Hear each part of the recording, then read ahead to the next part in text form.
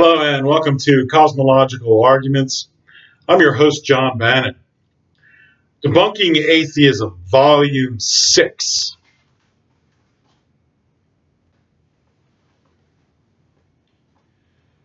In this video, I'm going to go over some basic strategies when arguing with non-believers or atheists or agnostics.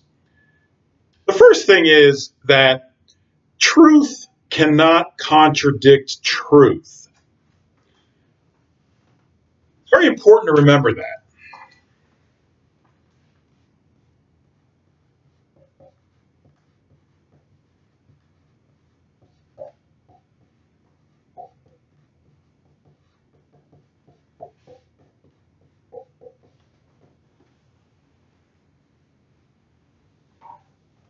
And what this means is you can't have two things that contradict each other both be true. So truth cannot be contradicted by other truth. So if there's a truth, you know it's a truth. Your argument has to accommodate that truth. You can't escape the truth. You have to accommodate it. If you don't accommodate it and your argument contradicts it, well, then your argument is going to fall flat on its face because your opponent is just going to bring up this truth and say, aha, your argument is wrong because this other thing is true. So your arguments should avoid contradiction. And remember, truth cannot contradict truth. So if there's something that is generally accepted as true, or has been proven to be true, or scientifically shown to be true, your arguments shouldn't contradict that truth. Your arguments shouldn't be based on the premise that this generally accepted truth is in fact false. Now, that's not to say that that couldn't be the case, but your argument is not going to be persuasive in light of this generally accepted truth. So when you're arguing with non-believers, you want to maintain credibility in your arguments, because ultimately your argument is going to be judged based on its persuasive value. And you don't want to take hits to your credibility through arguments that make fringe claims or claims that are just generally not accepted as truthful, or that are contradicted by things that everybody believes are true. That's not going to be a very persuasive argument. So there are many things that are generally true and have, for the most part, been proven scientifically true. And you want to simply avoid trying to attack or contradict those truths, because you will come off as fringe or not persuasive.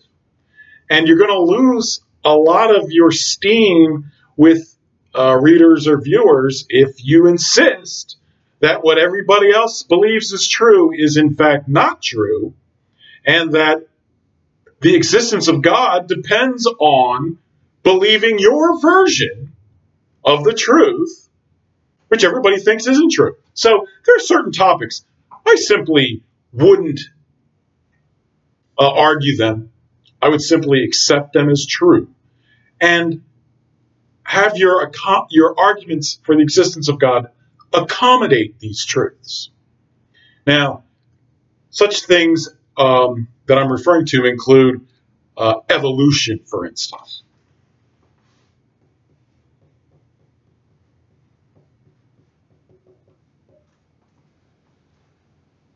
There is a mountain of scientific proof and evidence that evolution is real, is true. Don't bother trying to argue that it's not true. Now, I know that there are a host of intelligent design arguments for the existence of God, which are founded on the principle that evolution is in fact false. Those are tough arguments to make because the scientific proof indicates that evolution is true. This is why I don't argue intelligent design arguments, because the evidence of evolution being true is insurmountable. So don't even go down that path, really. That's why I argue the cosmological arguments, because the cosmological arguments don't care about whether evolution's true or not for the most part. They're not intelligent design arguments. Another thing would be that the universe is 13.8 billion years old.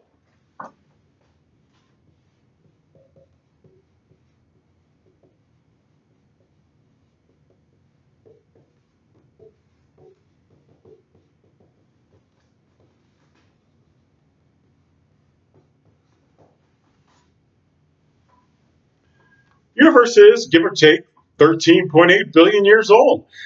That's, again, there's a mountain of scientific evidence that that is, in fact, the case. And I know creationists don't like to hear that because if you interpret Genesis literally, some say that God actually created the universe in 7 days. Well, that's in direct contradiction to a universe that's 13.8 billion years old. But nonetheless, the scientific evidence clearly demonstrates that the universe is ancient, billions and billions and billions of years old, approximately 13.8 billion. So I wouldn't bother arguing that it isn't that old and simply concede it.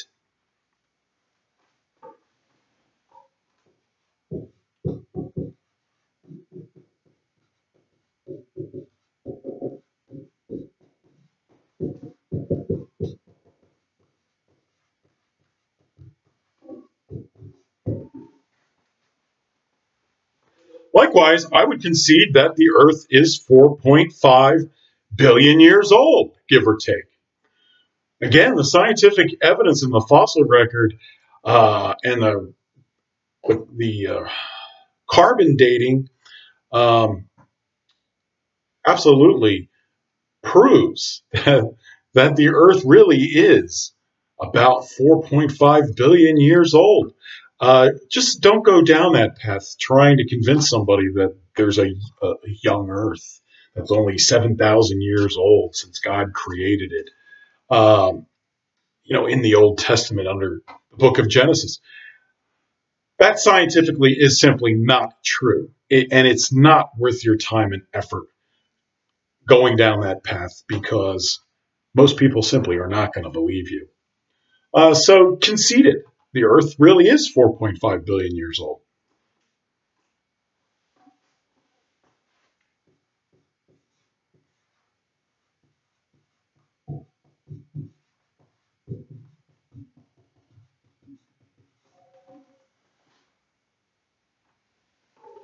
I would also concede the truth of general relativity, which is Einstein's theory of physics for the macro world.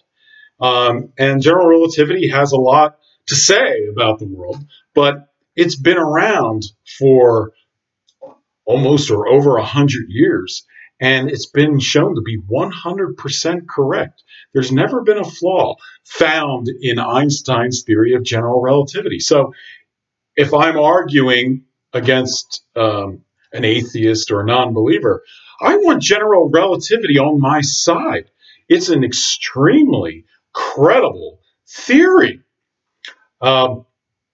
So whatever your arguments are, make sure they accommodate general relativity and the idea of the block universe and the relativity of time and the fact that there are 4 dimensions in space-time, the 3 dimensions of space and the 1 dimension of time. And there's such things as time dilation. The faster you go, time slows down from your perspective. And all the things that go along with general relativity. concede them as true. Uh, it's not worth fighting against it. And you're going to be fringe if you try to fight against general relativity and tell people Einstein is wrong, because people have been claiming Einstein was wrong for 100 years, and not a single one of them has been shown to be correct. So you're not going to be very credible if you're arguing against general relativity, or even special relativity for that matter. Another physics theory you don't want to really butt heads with is quantum mechanics.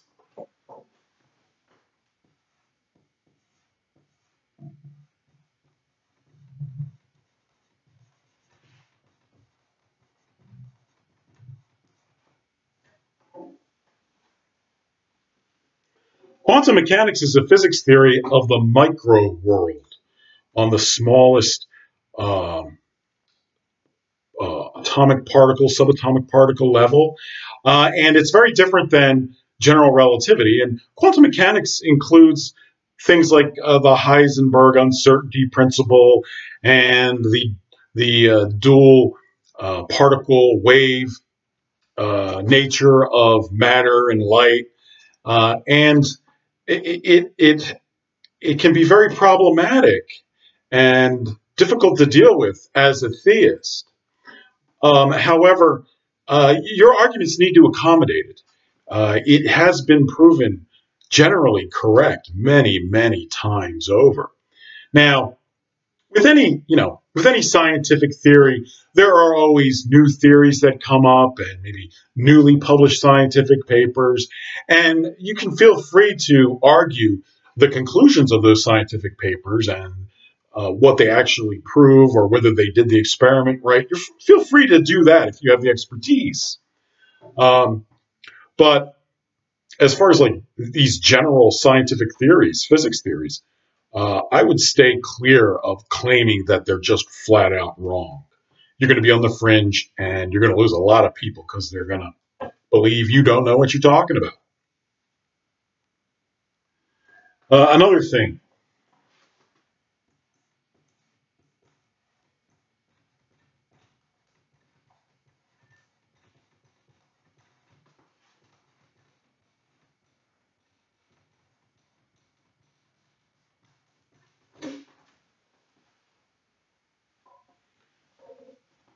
I wouldn't argue that the brain is not responsible for consciousness. That's a very sore point among many theists. Many theists maintain that consciousness is the result of a duality between the mind and the body, and that it is this thing in and of itself that can actually leave the body, and that it's this thing called a subsistent form, which is this strange reality that it isn't actually made of parts, despite the fact that it can do things as if it was made of parts. But that's a very, very touchy subject for many, many theists. It has implications on the soul and life after death, and it's also considered a metaphysical reality, a reality that exists beyond physical reality, an immaterial reality. And a lot of people use that idea of this subsistent form, which is the soul, as their justification for believing in God. So it's a touchy subject.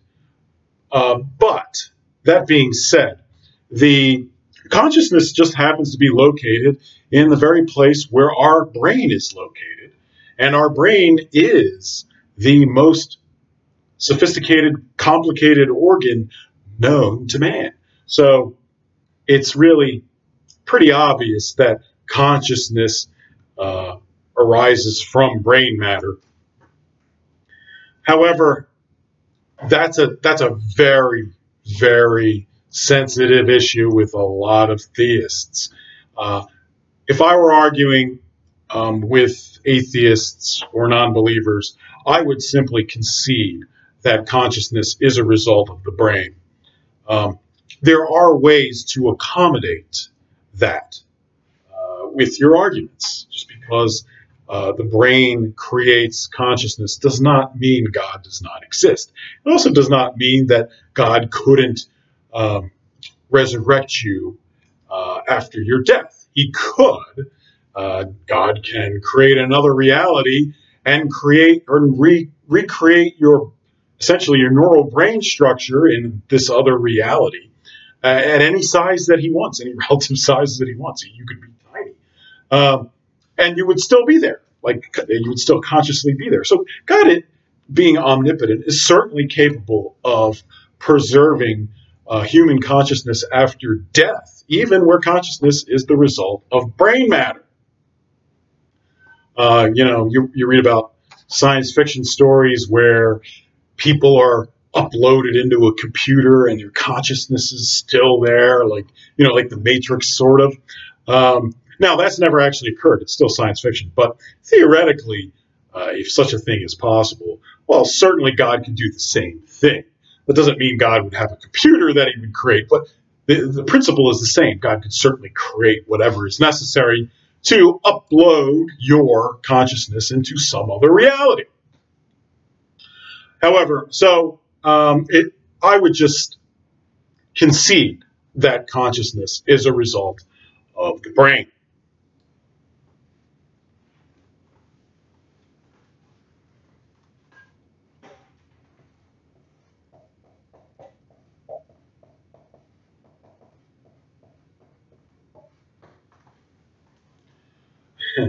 I would also concede that the Earth is round. There's no reason that you have to believe in a flat Earth to believe God exists. I know the Old Testament presumes this sort of flat Earth, but the book of Genesis really should be read figuratively, not literally. And the scientific evidence that the Earth is round is conclusive.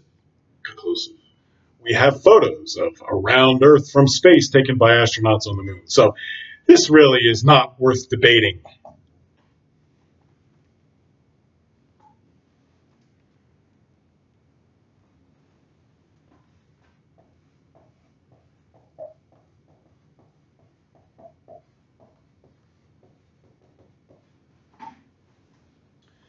In arguing with some atheists, they may reference acausal physics, some example of acausal physics, which means basically it means a physical phenomenon that has no apparent cause, such as the decay of a radioactive element, or again, the Heisenberg uncertainty principle. Where exactly is this particle? No one seems to know, but it eventually pops up somewhere. How did that happen? Physicists don't know. These are examples of acausal physics. I would just concede that they're true. And the reason is because even all examples of acausal physics are ultimately caused by the existence of the quantum field, which was created by the expanded singularity in Big Bang cosmology. So all of these things are ultimately caused. They're caused things. And what specifically causes the radioactive decay of a radioactive element, who knows? Maybe someday they'll know. It could be a hidden variable of some sort that hasn't been discovered yet. But ultimately, it doesn't really matter because these things are ultimately caused by the Big Bang.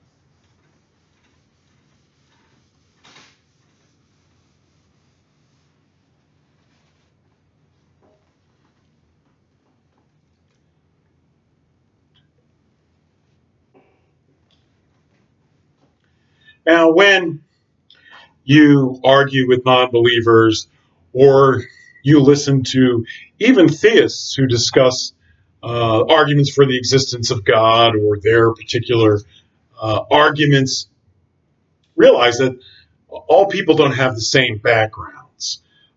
Some people are very liberal arts oriented. These people may never have taken any real science classes in their life, or maybe have had very limited exposure to science. Maybe they didn't even take a science class in college if they went to college. So these people are not going to really be aware of the implications science has on the question of does God exist. So they're not STEM people.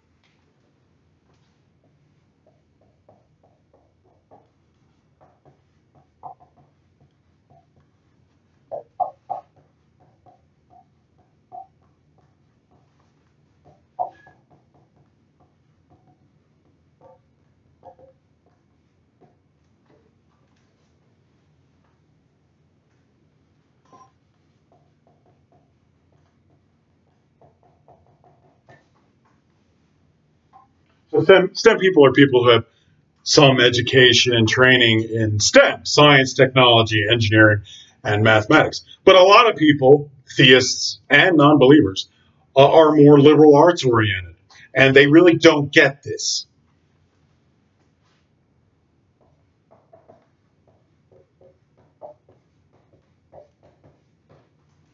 So liberal arts people, basically, they're non-STEM people, but they can be just as smart as STEM people. They're just that their background is in different areas. So liberal arts people include, the philosophers, academic philosophers. That's a liberal arts area.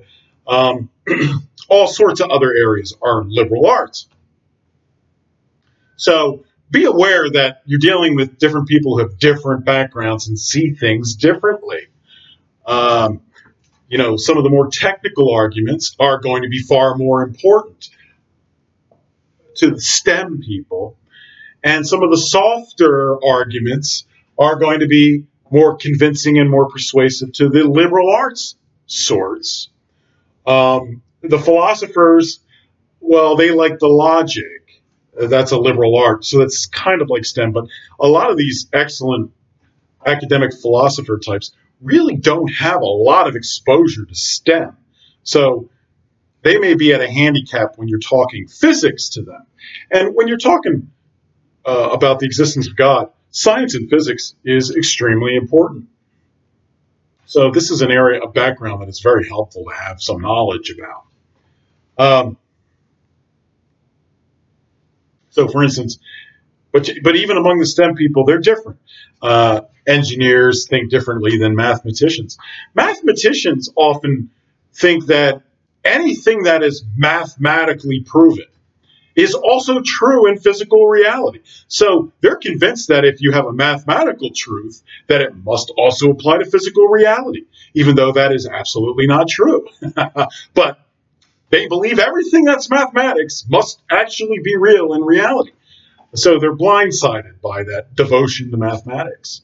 And the engineering types, they're always wondering, well, how is this done? Specifically, be specific with me. The scientific types are going to bring up all sorts of physics theories. They're going to demand a different level of certainty. Now, that's another important point. What degree of certainty do you need to believe in God?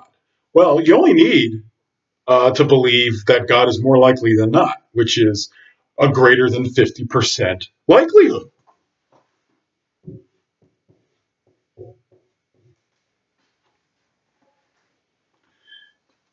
Most things are simply believed because they're more likely than not. But when you run into the STEM types or the academic philosophers, they're going to apply a different standard of certainty. The STEM types are going to say, no, it's got to be more than 50%. It has to be scientifically proven through scientific evidence that God exists. So what are they really talking about? Well, if they're talking about something like 5 sigma.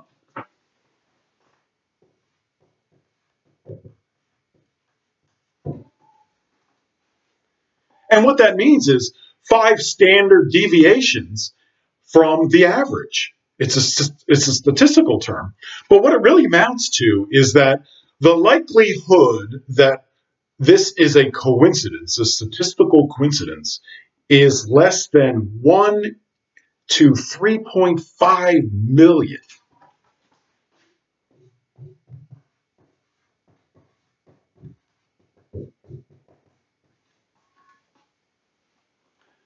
Well, that's an extremely high level of certainty. That's almost 100% certainty.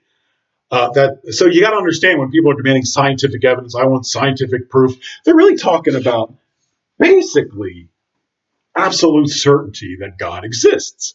And of course, there's almost nothing that's absolutely certain. The only thing probably even comes close is the fact that you know that you exist. So that sort of certainty is completely unjustified when it comes to a belief in God. You only need that. The academic philosophers, they have a similar standard as the STEM people.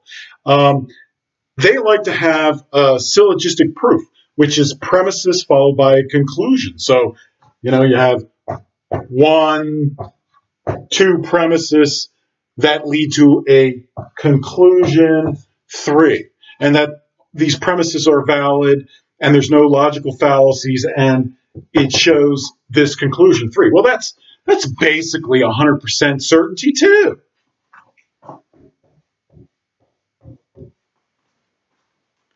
Again, that's an outrageously high standard. So be careful when you're dealing with academic philosophers and STEM people, and realize that they're really demanding 100% or almost absolute certainty that God exists through whatever argument you make. And you're not going to be able to give them that kind of argument. You're just not. But understand that you don't have to give that kind of level of argument. You don't. There's no requirement that the proof for the existence of God rises to 100% or almost 5 sigma certainty. No, 50% or greater, or actually just greater than 50% likelihood is all you need. And that's true.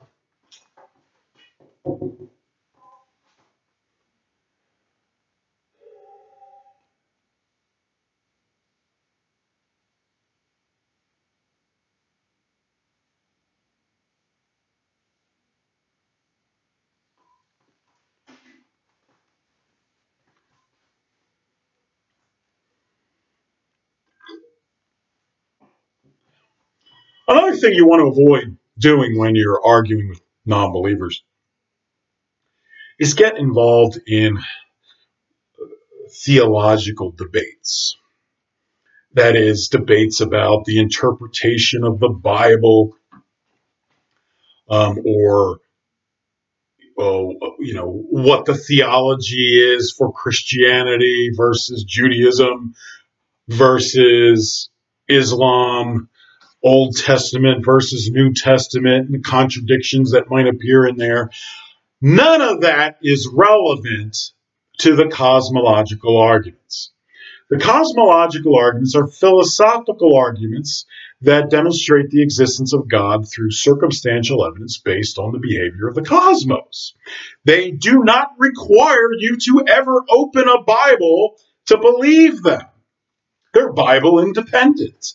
So don't get, when you're making arguments that God exists under the cosmological arguments, don't get dragged into theological debates, because ultimately they're irrelevant to the cosmological arguments.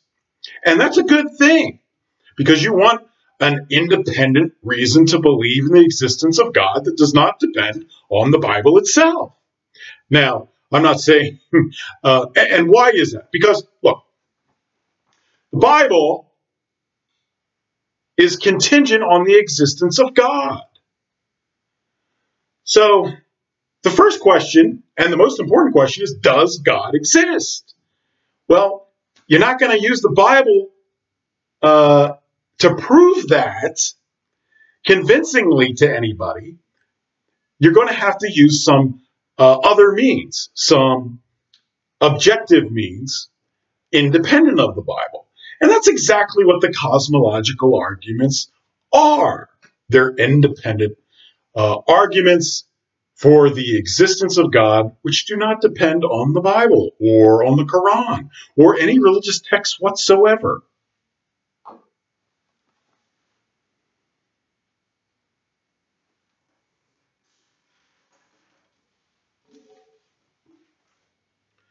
Another thing is, don't fall into the trap of trying to distinguish between non-believers, whether they're an atheist or an agnostic. Technically, an atheist doesn't believe in God. An agnostic holds out the possibility that there's a God, but may say there's not enough proof for it, or they may say that God is not knowable, even if he did exist. And then they even have further subdivisions. Don't worry about that. As far as the existence of God goes, you either believe in the existence of God or you don't.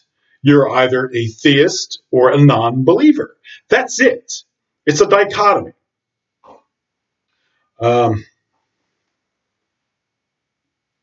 So if you're arguing with somebody and they equivocate about the existence of God, they're not a theist. They're something else. And they should find out about the cosmological arguments, because it could be the persuasive arguments that they need to believe in the existence of God, which is a good thing.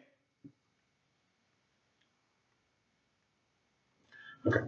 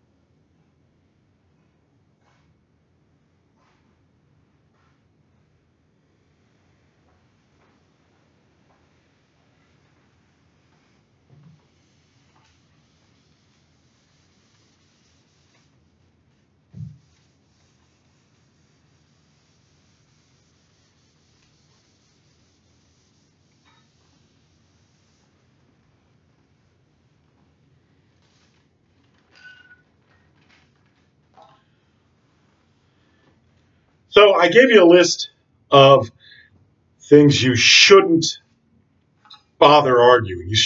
You should simply concede that these things are true. They're not going to impact the cosmological arguments to any real extent. So just concede them, so to avoid making yourself not look believable or credible. But there's also things that you can't concede. Don't concede these things, because if you do, you're giving away the store. And you may not understand that you're giving away the store, but the person who argued it with you, they know you gave away the store. And they're sitting in the back, in their mind, they're thinking, he just conceded something he should never have conceded because he doesn't understand the significance of it. And that just proves that his arguments about the existence of God are wrong, and he doesn't even realize it. But I do, so I know I'm right. So here's some red flags. Don't concede these things as true, because you're giving away the story. Number one, time travel.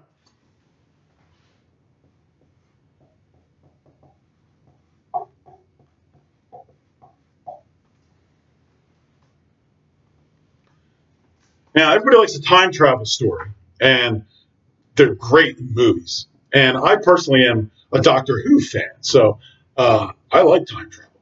But it's science fiction. Don't believe that it's actually real. And there is no scientific proof whatsoever that time travel is real. And time travel itself comes with all sorts of paradoxes that prove it's impossible, like the paradox that you go back in time and you shoot your own parents before you were born, but you're still alive looking over their dead, cold bodies. So where did you come from? Your future history has been erased. Your origination history has been erased. So how could you exist? It's a paradox. Essentially, you would be something from nothing, which is an impossibility. So time travel is an impossibility. It also creates the situation for self-creation. One could argue that the future came back to the past and created the past and created the universe, for instance, to exist. And therefore, it's a self-creating back and forth cycle of some sort. No God needed. So don't ever agree that time travel is real or possible. Don't ever agree that you can get something from nothing.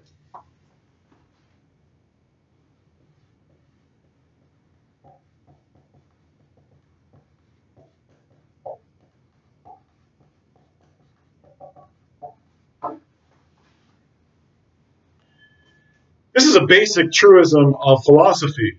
From nothing, nothing comes, or you can't get something from nothing. It's the Latin phrase, ex nihilo nihil fit. You can't get something from nothing. Nothing has nothing to give. It can't create something. So never concede that something can come from nothing. That's essentially magical, pure magic. If something can come from absolutely nothing, that's pure magic. Don't concede magic. Don't say magic is real or exists. So some non-believers, atheists, like to reinterpret the word nothing to mean actually something, like the quantum field causes virtual particles to appear. The quantum field is nothing. Well, it's not nothing. It's a created thing created by the Big Bang. But if they can get you to believe that the quantum field is nothing, then they could get you to believe that something, matter, particles can come from nothing. And if something can come from nothing, then you don't need a God, because you need God to create something. If something can come from nothing, you don't need a God. So never agree that you can get something from nothing.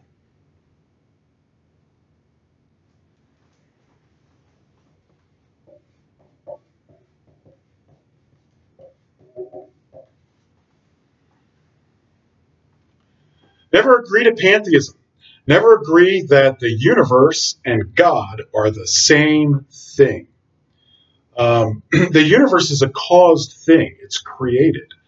God is an uncaused thing. God is not created. God is not made of parts, because if he was, he'd be caused by those parts. The universe is created. It's made of parts. It's caused by those parts. So there's no way the universe could be God. And God could not be the universe. You can't make something out of God. So pantheism is a heresy where essentially you're equating God with the universe. The famous heretic responsible for promoting this idea was this guy named Spinoza. So if you ever hear somebody arguing Spinoza, watch out.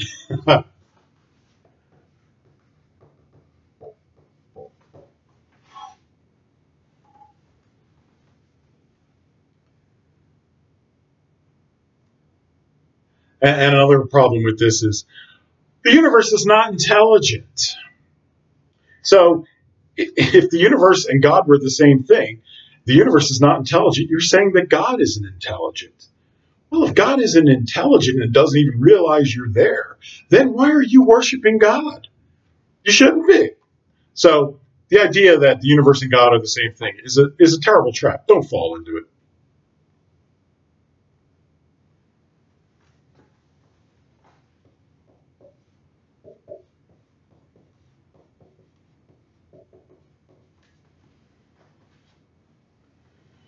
Don't ever agree to polytheism, the belief that there's more than one God. There's only one God, and it's the uncaused metaphysical cause of physical reality. Every other God that is proposed is false.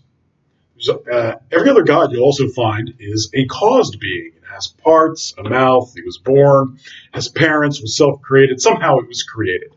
Well, that's not God. It can't be. A created being is less than the thing that creates it. So you could always ask of a created being, well, what created that? So polytheism is definitely a no-no. Even the idea that there's two uncaused gods is polytheism. That's a no-no. If there were two uncaused gods, then that would mean God has parts. That would mean there's metaphysical differences in God in an uncaused state, which means God has parts, and if God has parts, God is caused, and if God is caused, God can't be God. So there can only be one uncaused metaphysical cause of physical reality, just one. If there were two, that would be a caused God. That would not be an uncaused God.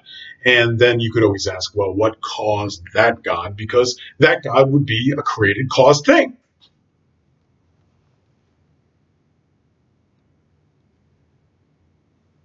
Another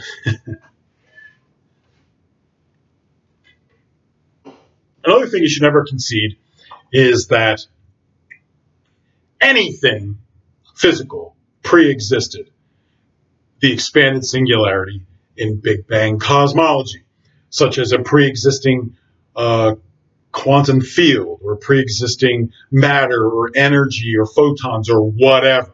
Do not concede that any physical reality existed prior to the Big Bang, prior to the expanded singularity in Big Bang cosmology.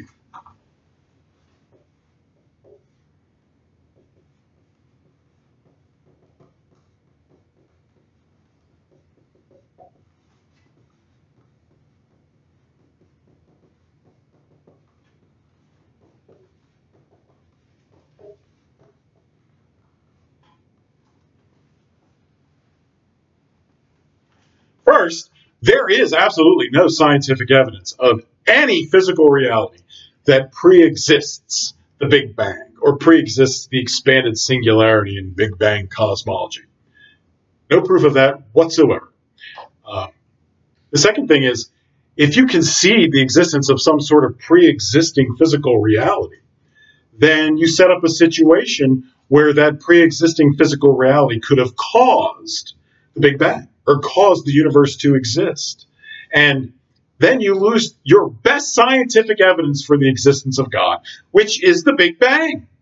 It is the expanded singularity in Big Bang cosmology, that first appearance of physical reality, because something has to cause that to begin. So don't ever concede pre-existing physical reality. Hold on to the Big Bang as hard as, as strong as you can, because it's your best scientific evidence for the existence of God. Don't give it up, especially to something that has no scientific backing whatsoever. And a lot of these recent physics theories, they're unproven. They presume the existence of something before the Big Bang, but there is absolutely no scientific proof that any of that is true. You may hear about it, but just because some physicist came up with some theory that something existed before the Big Bang doesn't mean he has proof of it. And he never will have proof of it, because you can't go to some time before the Big Bang. It's physically impossible. You can't leave the universe because it's physically impossible, because your disappearance from the universe would be a violation of law of conservation of energy and mass. Your energy and mass would have to disappear from the universe in order for that to happen. Well, that's a law. It's a violation of law of physics. It can't happen. So don't get sucked into any scientific physics theory which claims an origin to the Big Bang. It's unproven and it's unprovable. It's science fiction. Understand that. And don't give credibility to it.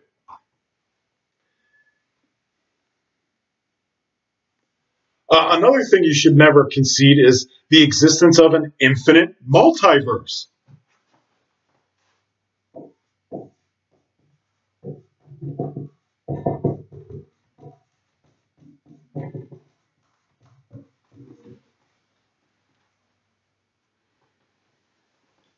Now, the multiverse itself is unproven.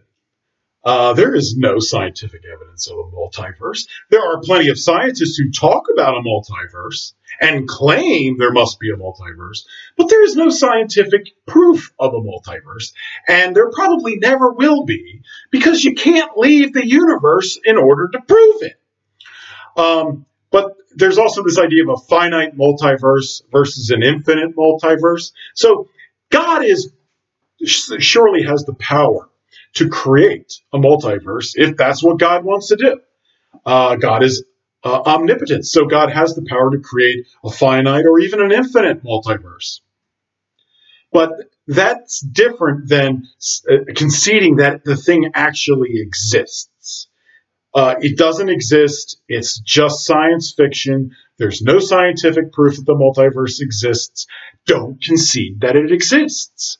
The biggest problem with an infinite multiverse, if it existed, is that what you're saying is that God created everything that could possibly be created in physical reality.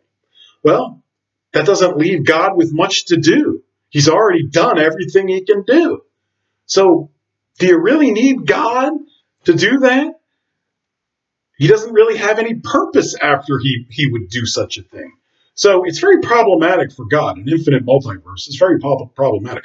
A finite multiverse, not so much, because there's still an infinite number of things God didn't create.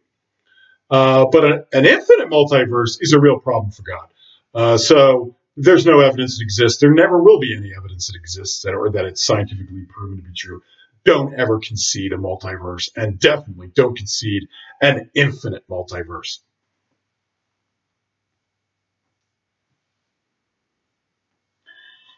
In a similar tone, don't concede that science can address questions that are beyond the universe.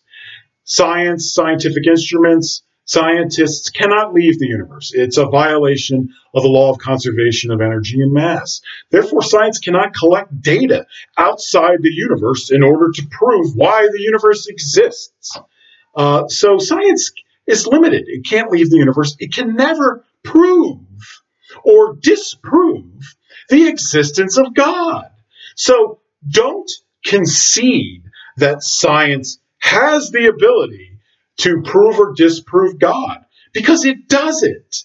And if you say, well, science might be able to prove or disprove God, well, then the atheist is going to say, well, then it's just a matter of waiting for scientific development, and someday we will get scientific proof that God doesn't exist. Well, you don't want to go down that route. Don't concede that science is relevant or can conclusively prove or disprove the existence of God. Don't do it. And for good reason. It can't.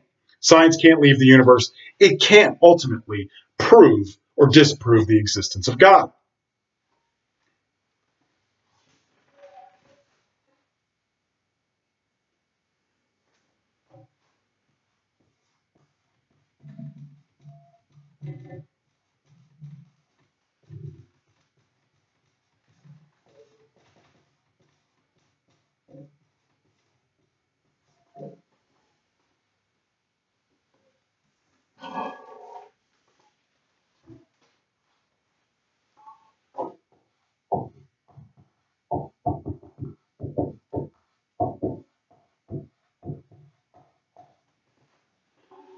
Don't ever concede infinite regress. What do I mean by infinite regress? I mean a situation where time has existed forever. That is, the further back you look in time, there's still time. Time has no beginning. It just goes, if you look backwards in time, it just goes backwards endlessly forever without a beginning. That's an infinite regress. Never concede an infinite regress. There's no proof that an infinite regress is real. There's no proof that the universe or the cosmos has always existed. And infinite regress is very problematic for theists. Infinite regress is really the friend of the atheist. So don't concede infinite regress. And there's no reason why you should, since we have the Big Bang and we have great arguments why infinite regress is impossible. Don't concede it. Now, again, some theists might like infinite regress. And the reason for that is because they'll say that, well, God sustains physical reality. So physical reality is caused by God's presence. God sustains it through a continuous act of creation. And that means that infinite regress would have to exist if that were true, because God has always existed. And therefore, time and space must have also always existed.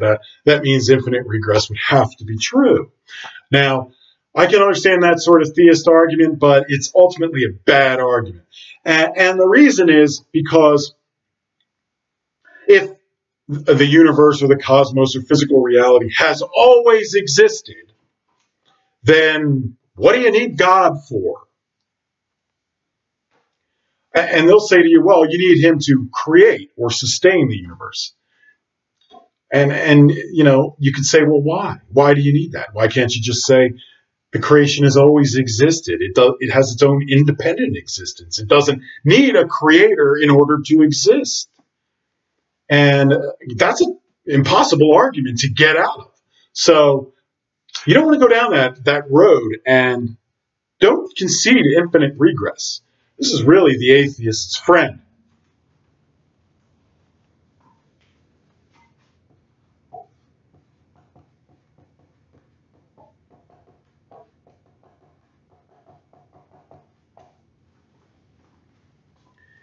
Also, don't concede the existence of actual infinities.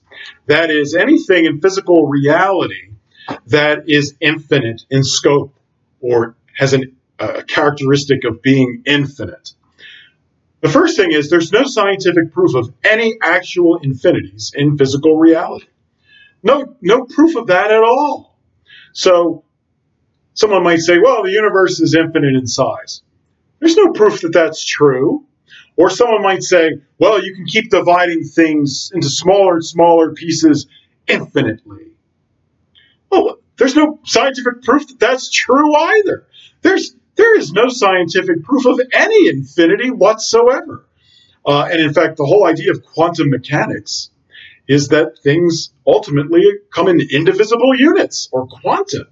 So physics, at least quantum mechanics, really doesn't concede the existence of actual infinities. And in fact, there is no scientific proof of an actual infinity anywhere. And you would think that if they were real, someone would have proven that they exist somewhere. Again, actual infinities don't really help the theist because a great argument for the existence of God is that physical reality must begin. It must have a beginning point. And if you have things that in physical reality that are infinite in scope, well, those things don't seem to have beginnings. And then the argument is, well, you don't need a God then to create them, because you really only need a God to begin things. If it always exists, or if it's infinite in scope, what do you need a God for? So this is very problematic for theists, and it's the atheist's friend, actual infinities. Good news for us is there's no proof these things actually exist. Don't concede them.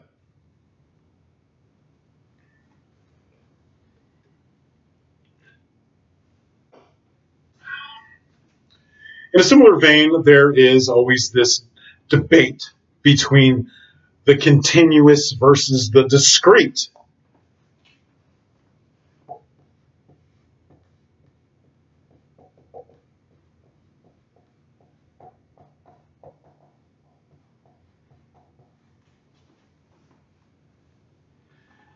And what this means is the continuous is something that is one solid thing. You can't break it up into components or parts. It's continuous, like a number line, for instance. Even between 0 and 10, it's continuous. That is, it's not broken up into finite, indivisible units. You can always have smaller and smaller units, mathematically speaking, on the number line. So how that is described is it's said that there are infinitesimals on the number line. That means it's the smallest size you can possibly get. But it itself is not a finite size. That's why they call it an infinitesimal. And then you have the idea of discrete. And discrete means things have a beginning and an end. Things are made of indivisible units, different than an infinitesimal. So something that's discrete, let's say it starts at 1 and goes to 10, there might be 10 finite things in between that 1 and that 10. And these things are indivisible. They can't be made into something smaller. That's discreteness.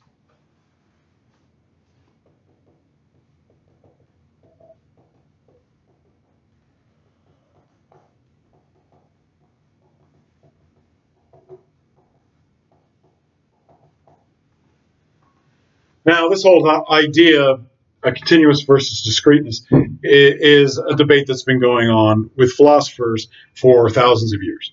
In classical Greece, the ones who believed in discrete reality, indivisible units, they were called atomists. And that's where we got the name atom, A-T-O-M, because it was considered an indivisible unit of matter. And then you have the continuous group. These are the mathematical types because mathematics is continuous. But again, mathematics is not physical reality. So the real question is, well, what better represents actual physical reality, the continuous or the discrete? And that debate is still going on.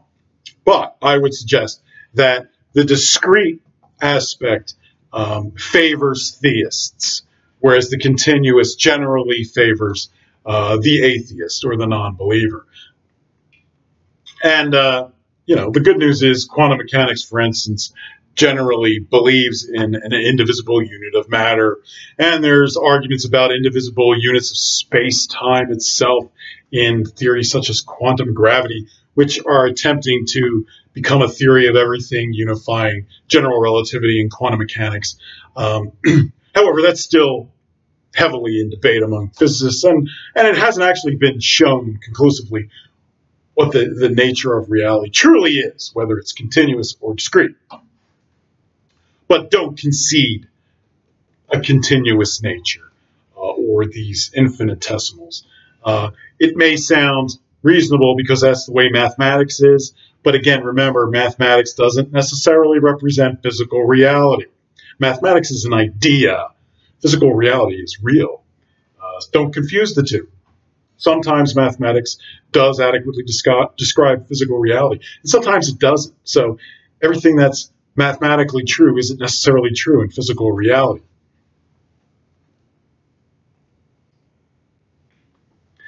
Don't ever concede that God is caused or subject to time.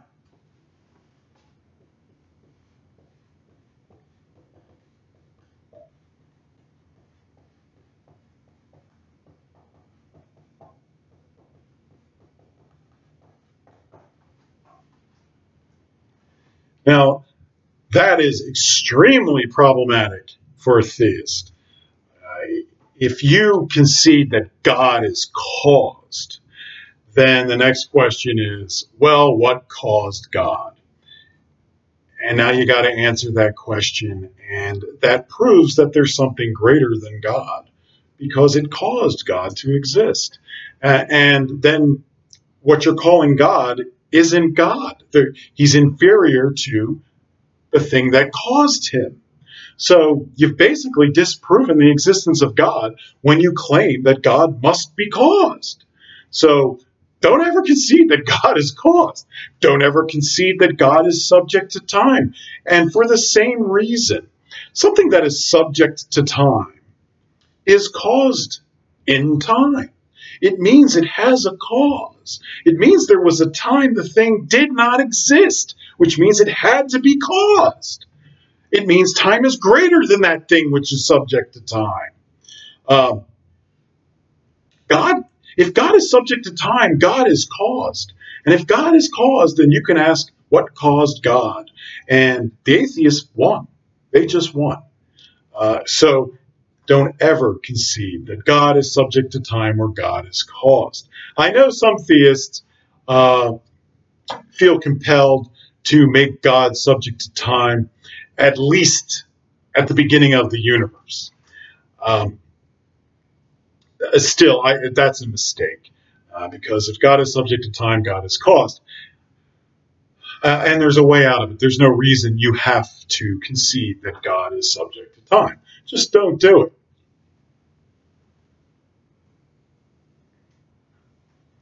If God were subject to time, it means God changes, which means God would be caused by the change, which means God is caused, which means something caused God, which means there's something greater than God that caused God, which means God isn't God. It means that the God you're claiming, subject to time, isn't God. So that's not God. So God's just been disproven to you. You may not realize it, but it has. So don't concede that God is subject to time or that God is caused. God is uncaused. Everything else is caused. All physical reality is caused. One thing that isn't caused is God. One thing and one thing only. God is uncaused. Everything else is caused.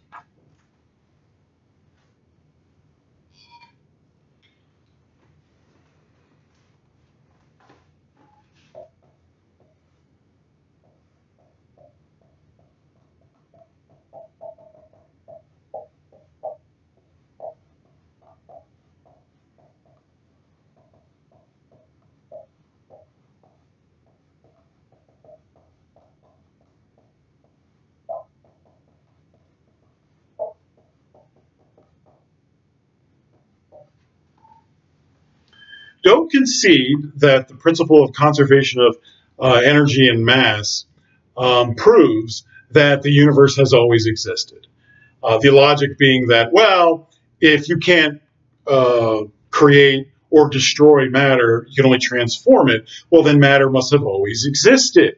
And if matter has always existed or energy has always existed, then physical reality has always existed because you can't get rid of the stuff. So it must have always existed. And if physical reality has always existed, then you have an infinite regress, and then you're wondering what you need a God for. Now, the way out of this argument is the law of conservation of energy and mass is a law of physics. However, at the beginning of the universe, at the time of the singularity, at that point, the laws of physics as we know it break down. Physicists do not know what the physics laws were at that moment in time, at the beginning of the universe, at the first appearance of the singularity. So this law of conservation of energy and mass began to exist at some point after the first appearance of the expanded singularity. So at the time of the creation of physical reality, this law of physics did not exist. That's what allowed physical reality to come into being. It's being created. The Big Bang is essentially in direct contradiction to the law of conservation of energy and mass. But that's okay because the Big Bang physics breaks down at that point, and this principle doesn't apply anyway. So never concede that the law of conservation of energy and mass means that physical reality must have always existed. That's factually wrong and very bad for a theist argument.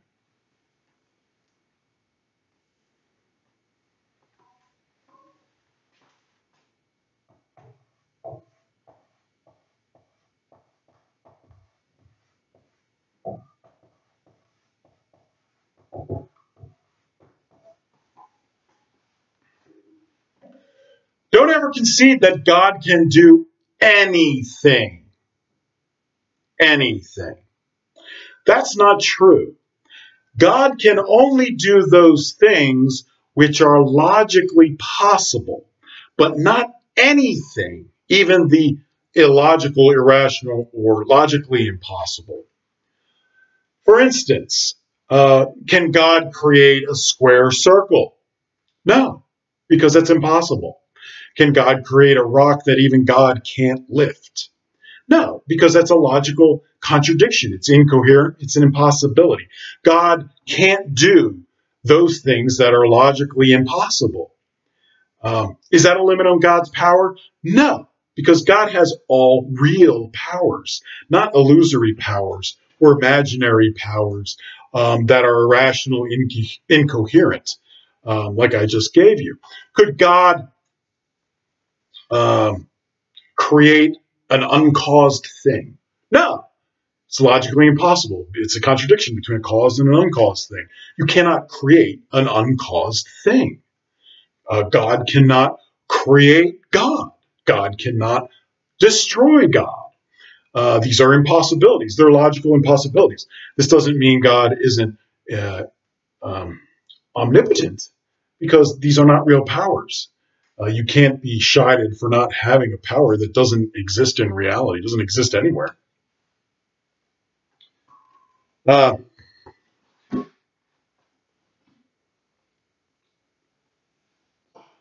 For example, an atheist may want to argue to you, well, God can do anything. So why couldn't God create the universe and then will himself out of existence, leaving just the universe? Well, God who can do anything should be able to do that. Well, the atheist will say, how do you know God didn't do that? How do you know God's still here? Maybe he created everything and then left, and he destroyed himself or made himself disappear. If he has this power of being able to do anything, then how do you know God didn't do that? And wouldn't that mean that a universe could exist without God? Yes, it would. So what do you need a God for? Now, the way out of that atheistic argument is, well, what you're asking is for God to destroy himself or to make himself disappear. God can't do that because God is uncaused. An uncaused thing cannot be destroyed. It cannot uncause itself because it was never caused to begin with. There's no way to uncause it. It's not made of parts. An uncaused thing is not made of parts. Otherwise, it would be caused by those parts. Well, destruction of something requires the disassociation of parts. If God doesn't have parts, those parts can't be disassociated, so God can't be destroyed. So even God cannot destroy God or create a universe and then have will himself out of existence. He can't do it because he's uncaused. He can't destroy himself because he's uncaused. He's not made of parts. He can't disassociate those parts. So that's how you answer that atheistic argument. But it requires an understanding that God is only capable of what is logically possible, not anything. And that's a big difference. You got to be careful with that. Okay. Well, I hope you learned something. That was a mouthful, and I went over a lot of things, and I hope this helps you in arguing with non-believers and making sure that you see the red flags and the traps that you might fall into before you fall into them. Now, you got to understand, some of these non-believers or atheists are very, very smart people, and they already know a lot of these arguments, and they know how to trap you. And a lot of them are just looking to trap you, knowing that you stepped in it and you don't know what you're talking about and you're never getting out of it. And a lot of atheists, frankly, think that atheists are smarter than theists. They really do.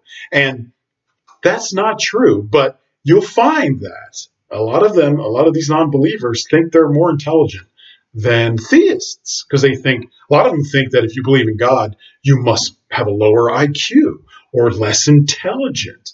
Well, that's just simply not true. But you'll find that a lot of them are like that, and a lot of them are looking to trap theists and make them look foolish and less intelligent, and then they can prove their point that, well, you just don't have the IQ to be a non-believer or an atheist. You're not smart enough to understand that God doesn't exist. So there's always that background elitism among non-believers and atheists that sometimes you have to deal with that. So be careful of them. A lot of them want to trap theists into admitting things that really doom their argument without them knowing it.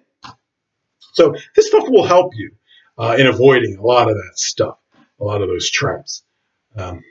So I hope you learned something, and take care.